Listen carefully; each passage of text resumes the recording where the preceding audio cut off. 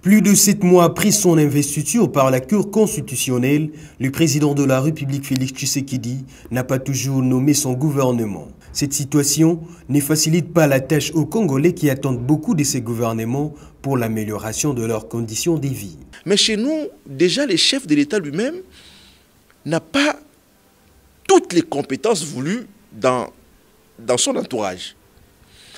Et non seulement il n'a pas toutes les compétences voulues, mais il n'a pas toute la liberté pour désigner qui il veut.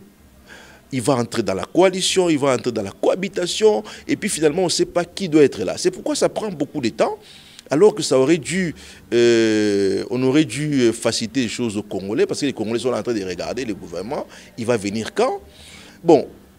Alors que le président de la République n'a pas désigné le membre de son gouvernement, le bureau de l'Assemblée nationale a déjà fixé la date de l'investiture de ce gouvernement. Qu'est-ce qui arriverait si à cette date, il n'y a pas de gouvernement, s'interroge le professeur Tassoki. Le chef de l'État n'a pas encore nommé son gouvernement. Le président de l'Assemblée nationale a déjà fixé la date. Qu'est-ce qui arriverait si à cette date-là, il n'y a pas encore de gouvernement? C'est la question. Qu'est-ce qui arriverait? Donc, moi, je pense que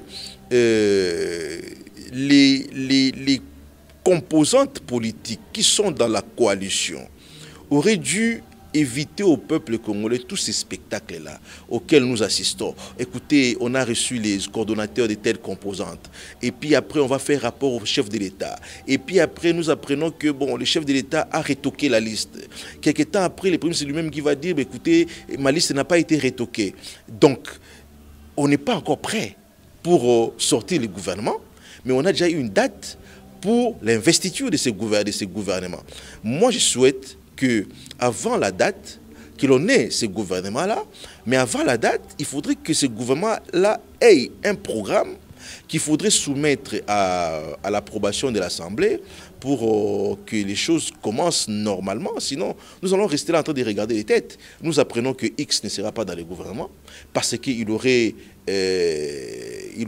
posé tel acte qui n'est pas bon sur le plan de la moralité. On regarde plus les têtes des gens que les personnes qui doivent exécuter les programmes d'action qu'on ne connaît pas encore.